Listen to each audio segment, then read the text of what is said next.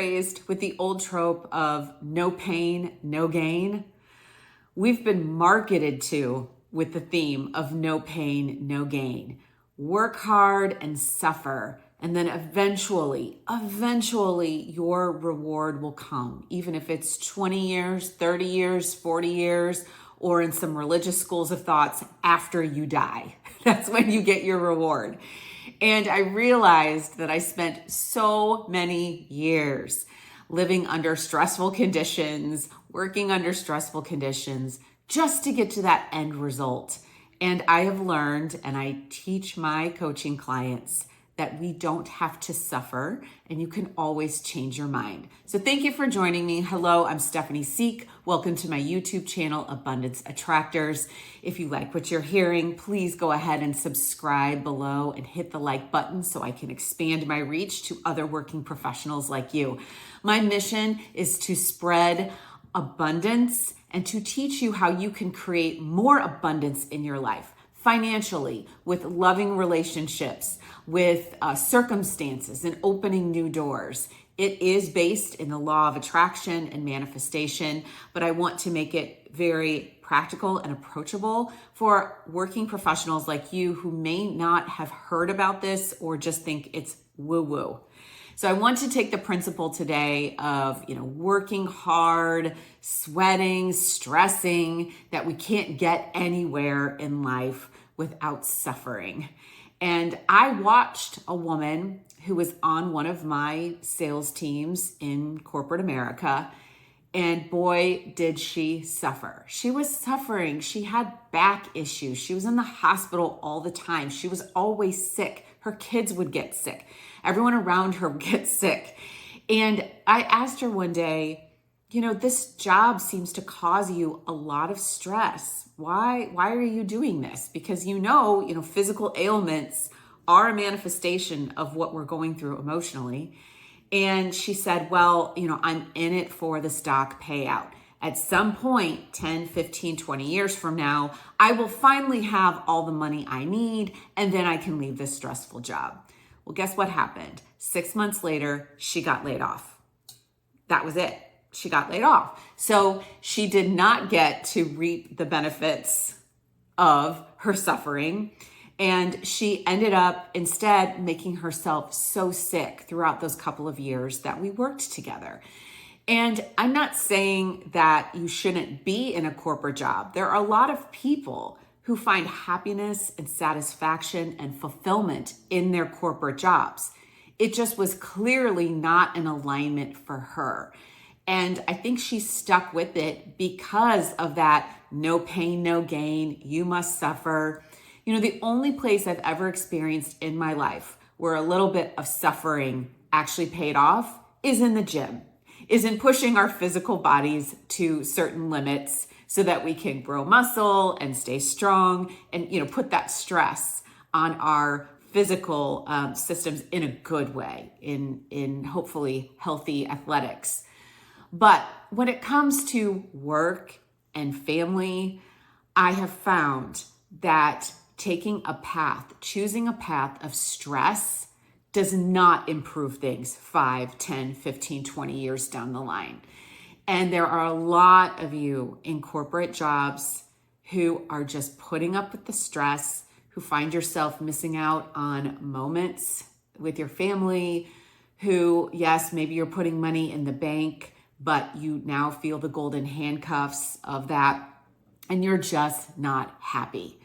And so I want to talk to you about why you actually can choose what feels good and you don't have to suffer. So for example, early in 2023, I decided that it felt better to me to not be in a corporate job and to be excited about starting my own company versus staying in a corporate job where I was under someone's direction all of the time. I just didn't want that for myself anymore. Now, on the outside, it looked scary. People close to me were kind of wondering, what is she doing? Because I'm a single mom of 3 daughters. So I had to get my own health insurance in quitting a corporate job and striking out on my own. I had to dip into savings. I had to dip into credit. and build something that I was passionate about. I will tell you, leading up to that day of reckoning where I said, I'm just done, I wasn't sleeping well. I didn't want to get out of bed in the mornings. I felt, experienced some depression, more emotion than usual. Women can sometimes express this a little more outwardly. Men, if you're watching, you can sometimes go inward with your stress. And it ends up impacting us in very negative ways. And the thing is that so many people think that they are obligated to stay in that place of stress. I decided to do a big experiment on myself and say, I'm going to trust that with each step, I'll find the clients that I need. I'll build the website that I need.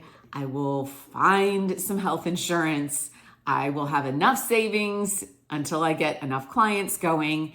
And I just had to take that leap of faith because I didn't want to suffer anymore. And I have now coached many women and men who have chosen not to suffer. And they're either becoming entrepreneurs or they're finding jobs within that corporate structure that they actually feel happier in, that they feel resonate more with who they are. They're attracting better bosses. They're attracting better leadership opportunities. So you don't have to stay where you are if you are suffering. I want you to think about not choosing just the path of least resistance, but the path of no resistance. And this analogy might help. Think about if you're trudging through deep sand, right? And you're trudging. And if it feels like you're trudging, what changes can you make today, tomorrow, in the next couple of weeks to lift yourself out of that deep sand so you can start enjoying your walk a little bit more? And it could be just focusing on what you can appreciate now and starting to speak some intentions. I intend to put myself out there to see if a new door will open to a different job opportunity. My intention is not to grip the bat so tightly on my money and my savings, because what's money if it's just sitting there? Money is energy. If we let it go stagnant and we are just looking at this number that we think we need to have in our bank accounts, that can create the trudge in the sand. Thinking that there's no other way you could possibly get health insurance except through your company. Not true. Think about ways that you can start lightening your load and moving towards what feels good. So what feels good?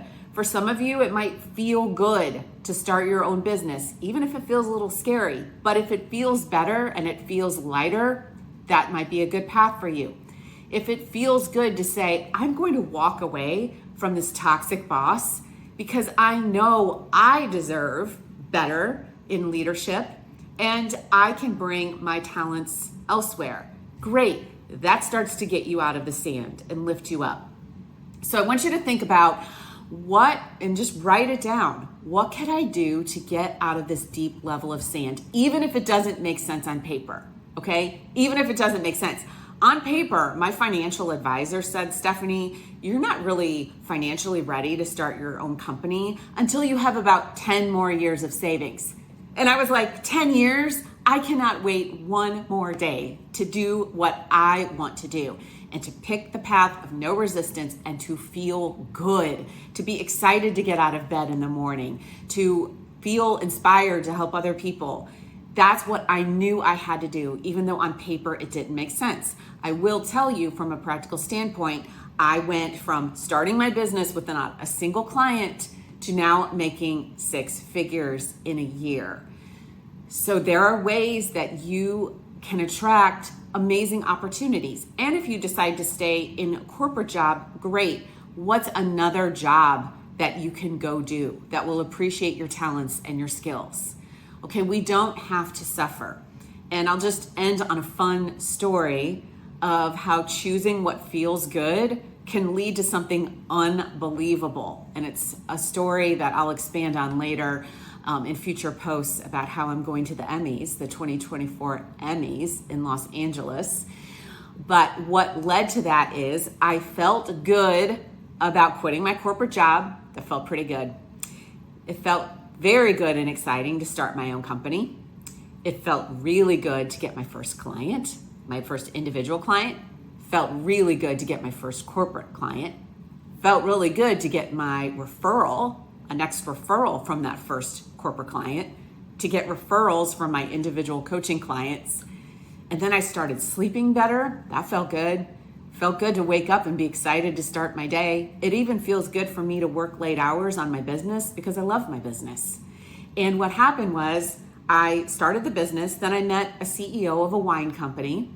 I did a little work with him, and I decided long-term I didn't want to work in that industry, but he introduced me to another CEO.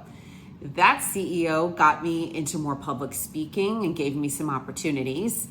And now that network has brought me the opportunity to work with the media at the Primetime Emmys in Los Angeles.